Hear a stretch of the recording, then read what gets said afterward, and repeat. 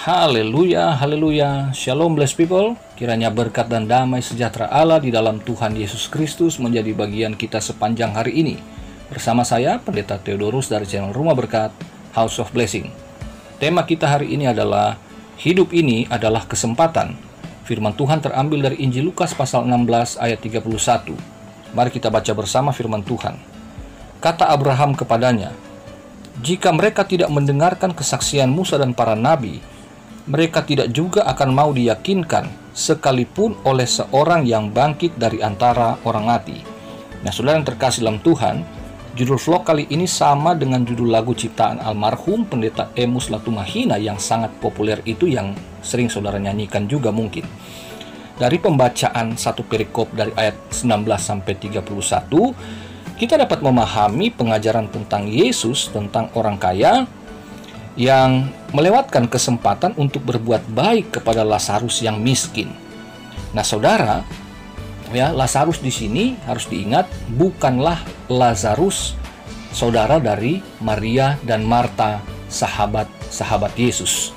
Saudaraku yang terkasih, bahwa ayat 31 ini Yesus sebetulnya sedang berbicara kepada mereka yang ahli-ahli Taurat, orang-orang Farisi yang sangat mengenal kitab suci, khususnya yaitu Perjanjian Lama, yang memberitakan tentang Mesias yang menyelamatkan, tetapi mereka tidak percaya bahwa sesungguhnya Mesias itu sudah di depan mereka. Jadi katanya kalau Perjanjian Lama tidak dipercaya bahwa Mesias sudah datang, maka apa yang dikatakan oleh Yesus Sang Mesias itu tidak akan dipercaya juga. Oke, saudara, mari kita memperhatikan yang menjadi tema kita atau judul kita hari ini. Ada 4 hal yang dapat menjadi pelajaran bagi kita semua bahwa hidup ini adalah kesempatan.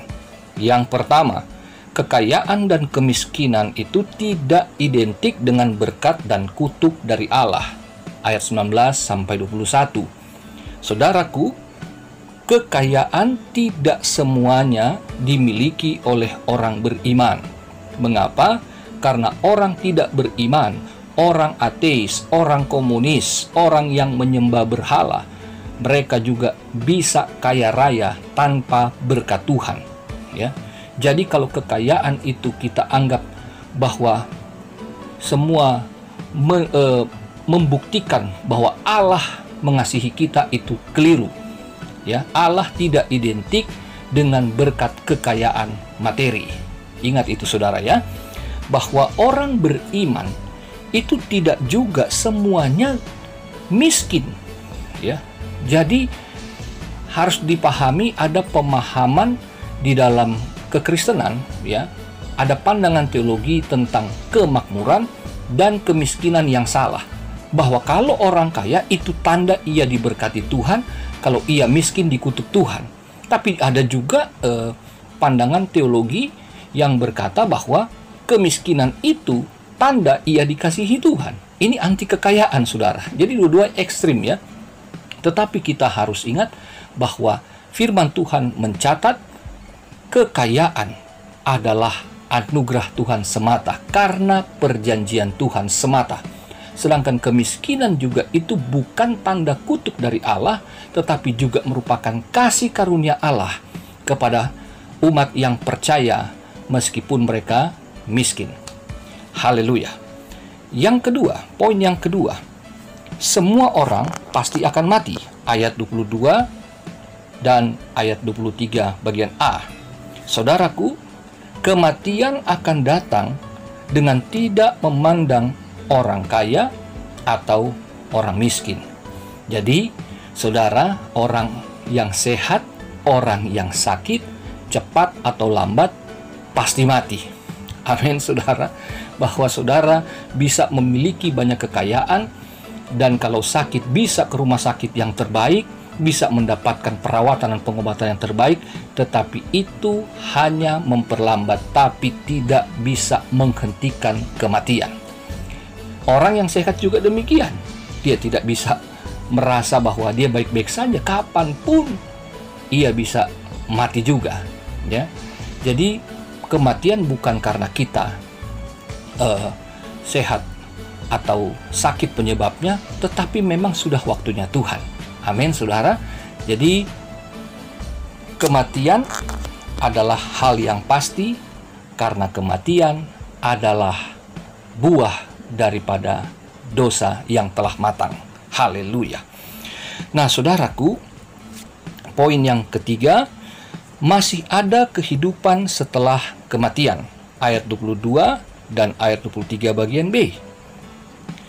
Dari ayat 22 kalau kita baca sampai 26, maka kita mendapati di sana yang satu hidup dalam kebahagiaan abadi dan yang satu hidup dalam kesengsaraan yang abadi.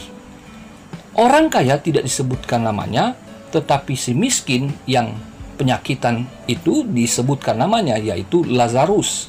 Lazarus dari kata Ibrani El-Azar yang artinya Allah telah menolong. Tetapi selama Lazarus hidup, Allah membiarkan ia sakit dan Allah membiarkan ia lapar.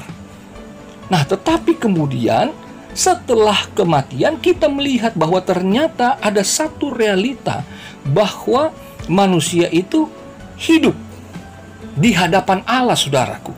Bahwa yang satu hidup dalam kebahagiaan yang abadi, yang satu hidup dalam kesengsaraan yang abadi.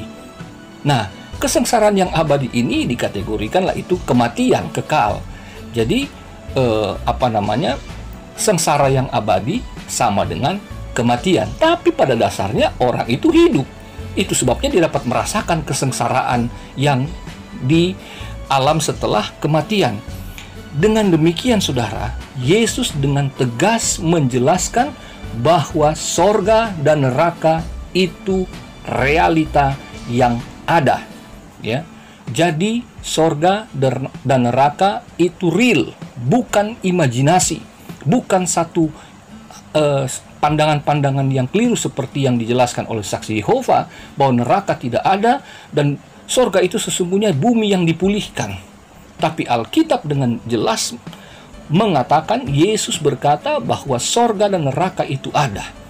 Jadi dengan demikian, saudaraku, semasa kita hidup, kita harus mengingat bahwa kita tidak hanya berakhir nanti di liang kubur, tapi masih ada kehidupan sesudahnya.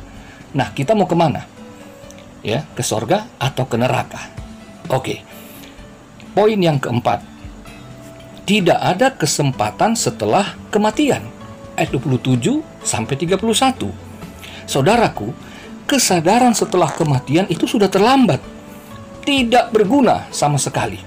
Ya, si orang kaya ketika dia sadar, ketika Bapak Abraham mengatakan, "Loh, kenapa kamu selama hidup tidak berbuat baik, tidak memperhatikan Lazarus?" Lalu dia bilang, "Oh, kalau begitu saya mau berubah." Saudaraku, setelah kematian, kesadaran tidak akan mengubah situasi atau kondisi apapun juga. Tidak dapat mengubah keadaan apapun juga setelah kematian. Jadi ternyata meskipun sudah mati, roh orang itu masih mempunyai kesadaran, tapi tidak lagi bisa mengubah apa-apa. Nah, saudaraku yang terkasih dalam Tuhan, kesempatan untuk bersaksi tentang Tuhan Yesus dan berbuat kasih kepada sesama hanya dapat dilakukan oleh orang yang masih hidup. Itulah kesimpulan dari pembacaan satu perikop ini yang coba saya sampaikan secara sederhana. Nah, apa yang telah kita perbuat selama hidup?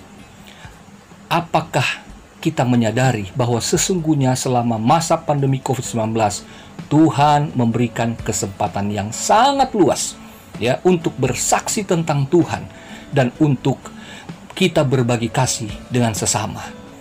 Ingat saudara, banyak orang juga yang dapat beralasan bahwa karena mengalami kesusahan, saya pun sesungguhnya orang yang membutuhkan pertolongan. Padahal di depan mata kita ada orang-orang yang membutuhkan pertolongan tidak harus selalu dengan materi. Siapapun di depan mata kita, sesungguhnya selalu ada kesempatan yang diberikan oleh Tuhan agar kita dapat berbuat baik, dapat menyatakan kasih Kristus kepada mereka. Meskipun kita tidak dapat menolong untuk menyelesaikan masalah hidup mereka, tetapi paling tidak lewat kesaksian, lewat doa kita, maka kita dapat memberikan kekuatan, paling tidak meringankan beban hidupnya. Amin, saudara. Dan ini adalah kesempatan yang baik. Hari-hari ini, jangan tunggu kita mesti kaya dulu. Ingat, kaya tidak selalu identik dengan perkenanan Tuhan, ya. Artinya saudara diberkati Tuhan kalau kaya.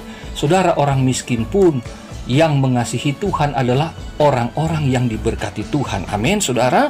Untuk itu, sebagai penutup, mari kita ingat ref daripada lagu hidup ini adalah kesempatan. Oh Tuhan, pakailah hidupku selagi aku masih kuat. Bila saatnya nanti ku tak berdaya lagi, hidup ini sudah jadi berkat. Amin, amin, amin. Selamat beraktivitas saudaraku. Tetap berdoa, berharap, dan bersemangat. Bersukacitalah senantiasa. Tuhan Yesus memberkati. Haleluya, blessed people.